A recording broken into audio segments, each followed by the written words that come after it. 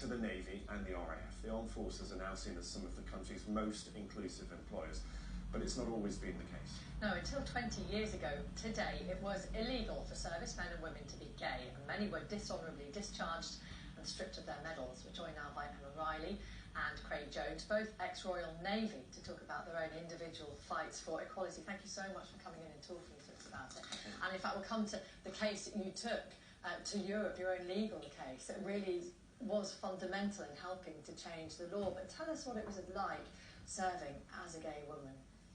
You are not your full self, so you're constantly looking over your shoulder for worry about what somebody might think if you say the wrong thing or if you touch them the wrong way. It's living with a massive sword of Damocles over your head. You can't put your whole self into your work. It's a horrible way to live and work. And remind us the way it came out that you were gay, because this was an awful experience for you personally as well. Well, yeah, unfortunately I trusted the wrong person. I thought somebody was my friend. I told them that I felt that I was gay, and the next morning I got woken up at 6 a.m. saying, get up, get dressed, get downstairs, you're under arrest. And they arrested me, they went through all my belongings, confiscated letters, a Suede album, a Julian Clary video. You know, it's ridiculous now when you think about it. And then they went through a process of taped interviews and just a very long, drawn-out process. And then you had to effectively go home and tell your parents, who at that stage didn't know, you were forced into that. No, they very kindly sent me on a train all the way from Scotland, which is where I was at the time, down to where my parents were, to not only have to tell them that I was being thrown out of the services, but also have to come out to them as gay. And I vividly remember that day. I actually can't talk about it without getting a little bit emotional, but I'm very lucky that both my parents were incredibly supportive and always have been and always will be. And although that was a terrible thing to go through, I just count myself very lucky that it was those two people that I had as parents.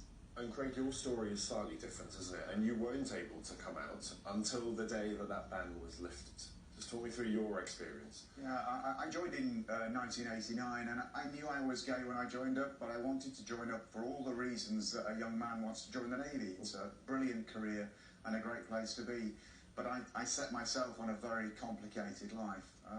And I met my now husband in 1995 and went from having nothing to hide to having really something difficult to hide, and it was completely at odds to my career at the time. And how did that manifest itself day to day? Because I suppose you were then having to live the life of a straight person doing your job, and then in situations where you almost had to go so far to prove that you weren't gay that it actually became offensive in some respects.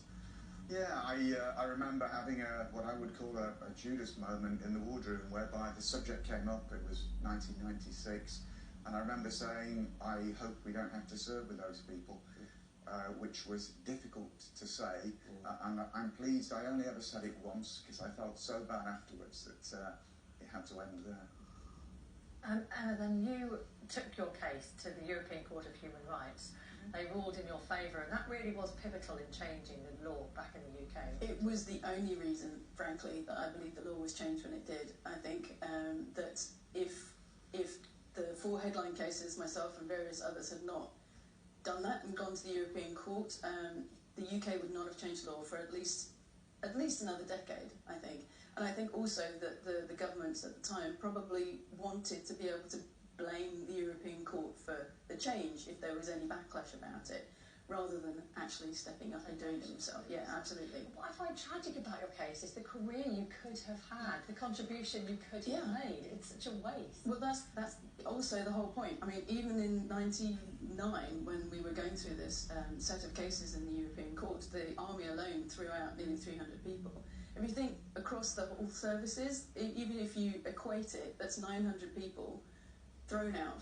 Perfectly good, competent, patriotic, dedicated people who are being thrown out of a job that they want to do and are capable of doing for no other reason than they don't happen to love the same way as everybody else. My generation of servicemen and women are very grateful to people like Emma who stepped forward to fight that case, because I think if they hadn't done that, so many more of us, including myself, would have been dismissed.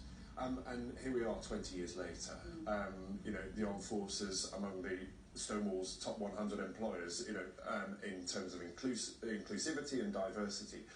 Did you ever imagine when you were sat in the meetings, you were in a lot of vetting meetings, weren't you, interviews for jobs, that it would ever get to that stage? I did. I believed that one day the ban would change, but I thought it would take a lot longer. I remember being in a vetting interview in 1999 for a higher level of security clearance and waiting for the question. So we talked about all the things that a vetting officer should talk about your lifestyle, about drinking, about whether you might be involved in drugs, which servicemen and women aren't.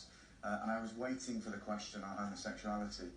And I think the tide had turned, and the vetting officer said to me, having listened to all of your answers, Commander, I don't think I need to talk to you about homosexuality. Is that correct?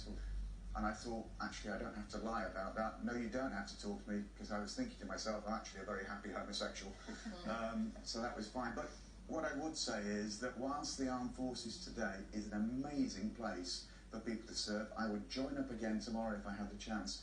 There's a huge amount of work to do to make sure that our veterans, our LGBT plus veterans, feel welcome, feel part of the team and are looked after. Yeah, and quite a movement on that, wasn't there? Of course, this week, Veterans Minister Johnny Mercer apologising, saying, look, a matter of deep personal regret that the investigations were flawed, opportunities to hold those to account were missed.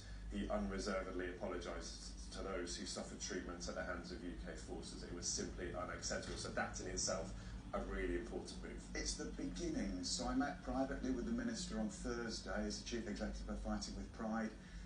And he has made it very clear that he wishes to move quickly to achieve greater support for his veterans, and particularly those who were most affected by this ban, and we will see change soon. Thank you so much, Craig and Emma, and thank you for all the work that you've done over the years. It's greatly appreciated. Thanks for Nice to see you both. Thanks very much.